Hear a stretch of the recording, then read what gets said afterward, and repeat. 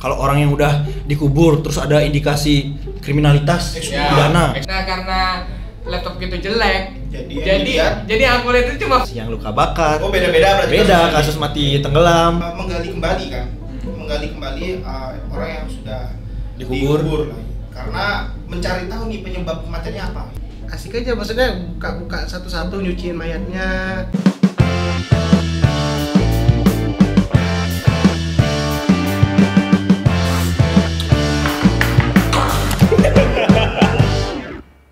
Kembali lagi bersama saya Rama Wintara di channel Rama Wintara, channel yang membahas tentang kedokteran sebelumnya, tapi abis ini nggak kedokteran lagi. Tapi di episode kali ini, di playlist ini khusus kita bahas tentang koas story, cerita-cerita semasa koas. Kita bahas per departemen, per stase. Jadi kali ini kita akan cerita tentang stase forensik. Nah, disclaimer berdasarkan yang kita alami aja ya. Ya, mungkin di luar sana berbeda-beda. Kalau kalian ada cerita bisa cerita di komen. nanti dibacain Rama. Benar sekali. Oke, lanjut. Pertama kita ceritain dulu stase forensik ini. Jadi stase forensik ini keren lah, kayak detektif Conan. Nah, siapa yang suka Conan angkat tangan? Sendiri. Aku punya banyak komik Conan di rumah, Ya, jadi ya. Jadi kayak Conan gitu lah. overthinkingku buat menyelidiki kasus tuh. Woi, overthinking dipakai nyelidikin kasus bagus. Ya. Kalau dipakai buat Gini, apa? dia bilang dia suka overthinking kasus, kok ceweknya kan overthinking dia. Wah. Jadi di forensik itu seperti biasa. Kalau ada orang meninggal secara tidak wajar. Nah, itu kalau orang meninggal yang lain juga. Ya, itu juga kan salah satunya. Terus kalau orang yang udah dikubur terus ada indikasi kriminalitas pidana. Ekshuma. Nah, ekshumasi. Terus ada juga Lex, diam Lex. Pulu. Wih, bisa bahasa Bali dia, guys. Jadi kalau dia ada gini, ada misalnya dipukul, kekerasan rumah tangga, dibuat visum. Jadi ya visum. KDRT ini. Nggak ada. Oke, jadi kayak gitulah. Jadi kita bakal cerita tentang stase forensik ini. Kita mulai dari siapa? Oke. Kalau aku sih online ya waktu itu. Aku juga online. Oh, siapa yang nggak online? Aku online. Kamu online? Aku offline. Oh, juga mereka bagus. berdua offline. Yang online dulu aja. Online dulu, cepat. Lu dulu lah, Lex. Waktu itu aku Forensik online, seriusan. seriusan. Iya, Serius, online. pas Jadi kan COVID waktu awal-awal. COVID, Enggak, itu di apa disebut univ dia? Jadi waktu forensik itu kan rumah sakitnya itu masih belum bisa nerima DM dulu, soalnya kan masih zaman COVID gitu kan. Ya, membatasi jumlah kan. Membatasi jumlah. Nah, akhirnya forensik waktu itu aku cuma dijalani secara online. Selama berapa minggu ya? Selama 2 minggu. 2 minggu. 2 minggu ya? 2 minggu. Saya ikut 2 deh. Forensik 2 ya? 2 minggu. Ya di sana ya diajarin. Jadi bentuk visumnya itu jadi dari banyaknya foto-foto yang sudah disensor-sensor supaya kan itu kan harus dijaga kan ya. Rahasianya kan ya kan. Terutama ini forensik berhubungan sama pengadilan kan. Ya. Ya, kita belajar cara mengidentifikasi luka dan dan lainnya. Lalu cara buatnya VER itu gimana, visum repertum. Dan dulu itu sebenarnya agak males ya sebenarnya ngerjain forensik kalau aku ya. Karena aku pikir bahwa kayak kasus-kasus kayak forensik ini gak akan lah mungkin kita yang dokter umum ini yang ngerjain. Karena kan kayak contoh di film-film atau di berita-berita kan mesti yang wawancara itu mesti dokter forensik. Kan gak mungkin dokter umumnya kan. Iya. Dan ternyata waktu aku isip ini ya ternyata dokter umum juga ngerjain visum. Iya. Ya jadi kayak tata cara visum, jadi harus bawa surat pengantar dari polsek atau polisi gitu, baru kita bisa jalanin visumnya. Ya itu sih, sama ini karena mungkin terkendala online sama laptopku kan juga ada bunyi mesin pesawatnya ya. Jadi agak jelek gitu loh. Nah waktu itu aku disediain video tentang forensik, tentang otopsi. Otopsi. Jadi otopsi itu seperti apa, ngapain aja, apa yang dilihat. Nah karena laptop itu jelek, jadi aku lihat itu cuma video orang-orang yang lagi otopsi tanpa suara, dokternya lagi jelasin juga nggak kedengeran di laptopku. Jadi aku kayak nonton video penyiksaan. Aku sampai bingung, ini ngapain ya? Padahal otopsi itu banyak kayak sayatan kayak gini tuh Iya. beda lagi. Iya. Padahal ada alasannya Ah. kenapa cara bukanya seperti ini, nanti cara nutupnya seperti apa, kenapa ini ditimbang, lalu apa yang kita lihat itu kan penting. Nah, laptopku itu rusak, gak jelas. Aku jadi cuma lihat video, nggak ada suara, nggak ada apa. Tiba-tiba kita disuruh nonton, itu videonya kayaknya sejam atau 2 jam gitu. Wah, lama juga ya. Lumayan. Jadi kayak bener-bener asli dokternya itu jelasin kayak gitu. Sama ya itu sih. Ternyata kita itu harus benar-benar harus bisa fair, karena itu yang sebenarnya kan yang ditakutin sama dokter ini kan, kita kan cuma seumur hidup kita itu kan cuma di dunia medis aja kan, tiba-tiba ini punya hubungan sama dunia hukum. Ya, benar. Nah jadi kayak ya kita kayak merasa Was-was takut lah, aja, was-was pasti Ya. setiap kali visum itu, karena kan Yang apalagi kalau misalnya kalau visumnya jelas mungkin kita cuma jarang dipanggil lah ke pengadilan. Tapi kalau visumnya nggak jelas kan kita harus datang ke pengadilan Dari kesaksian gitu ya. buat kesaksi, buat Jadi saksi. opini ahli. Oh iya. Pasti kunci. Tanggung jawab Jelasin. tulisan juga. Iya, tanggung jawab Kita tulisan. urus. Iya. Kan yang penting di visum petrum kan nanti di kesimpulannya itu kan ada apakah luka atau kejadian ini menimbulkan masalah pada mata pencaharian. Itu sih sebenarnya yang penting dari Oh iya, benar. Iya kan? Biar tahu ya. Itu yang benar-benar dilihat sebenarnya. Karena kan nanti kan kena aduannya beda. Benar, Itu benar. ada Beda. masalah ya? Ada KUHP berapa ya? Lupa. 90, 351, 352, 353. Nah. Lupa. Sangat Ya KUHP. itu sih ngaruh ke gitu kan, Ya, mengaruhi cedera. sumber mata pencarian, bikin kecacatan Hmm. atau enggak, kematian kayak gitu. Sama di forensik ini kan juga harus cari tanda-tanda kematian. Ada yang Nah. ada yang tanda kematian yang pasti sama yang tidak pasti kan. Ya. Dan ternyata itu penting karena ternyata waktu kita aku di SIP ini, aku itu harus datang, kadang-kadang itu sering ditelepon dan datang untuk memastikan kematian.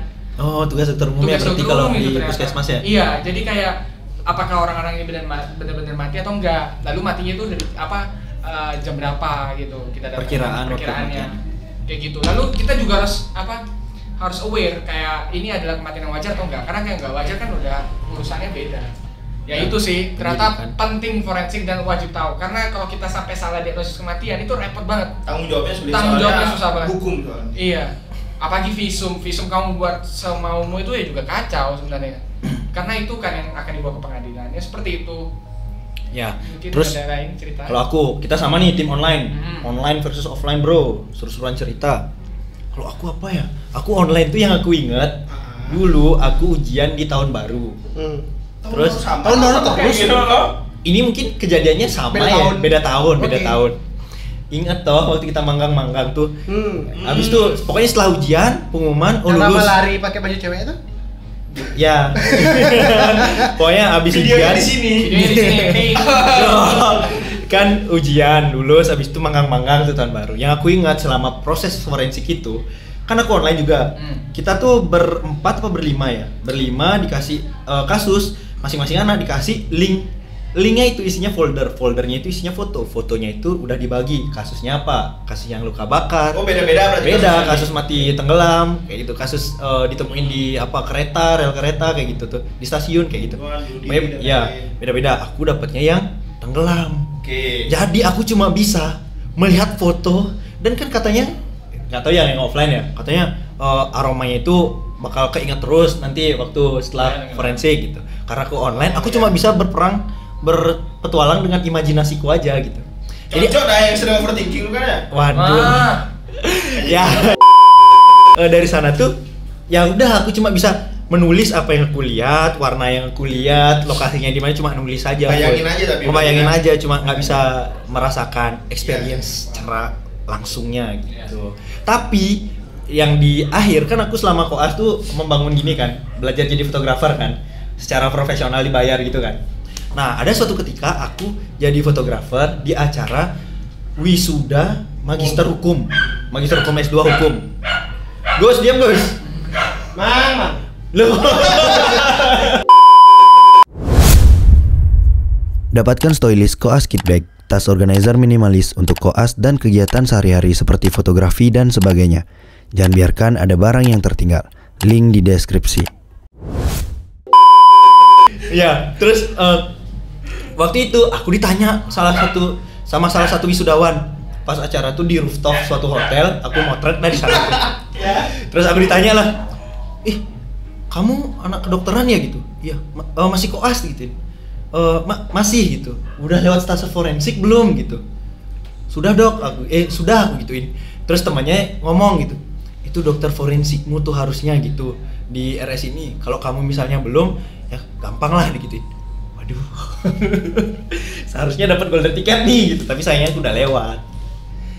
Itu Jadi aja sih ngomong cerita. offline ya, kok kita berdua nih online kan? Offline kan? Offline, Kalian online ya. ya. Nah kalau yang offline tuh hal pertama tuh yang pasti ini kan sesuatu yang nggak bisa kita bayangkan sebenarnya. Ya. Karena forensik nih kayak kita biasanya ngelihatnya di film-film aja kan, oh kayak gini. Tapi saat masuk ke ruangan forensik tuh emang benar sih yang katanya Rahma tuh, baunya tuh teringat ya, formalin keras baunya untuk pengadaan dan lain-lain. Dan kalau misalnya udah lama juga ya bau itu kan juga paham kan ya, apalagi kalau misal forensik kan kalau misal ada hal-hal yang harus di otopsi itu kan harus buka dalam nih juga.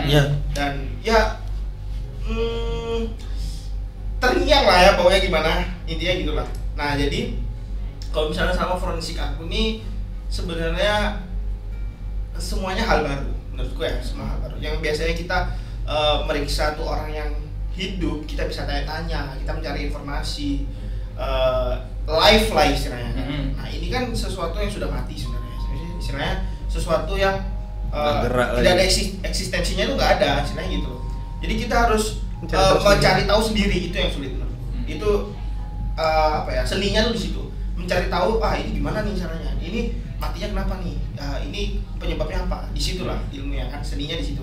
Keren sih sebenarnya. Dan kayak misalnya yang tadi disebutkan di awal, ada ekshumasio tuh istilahnya menggali kembali kan, menggali kembali orang yang sudah dikubur lah. Karena mencari tahu nih penyebab kematiannya apa, ini gitu. Nah itu kan pasti apa ya, banyak faktor X atau faktor lingkungan atau eksternal yang lain udah mempengaruhi kondisi atau keadaan itu kan. Jadi orang yang bisa membaca itu tuh keren banget sebenarnya. Terus yang serunya lagi nih ya di forensikku waktu ini sebelahnya kantin. Bagiku seru. Ya, terus mesen makan bisa dari jendela, Bu, pesen ini ya. Terus tiba-tiba ada datang periksa mayat. Mau ngelanjutin makan tuh agak gimana gitu. Gitu juga.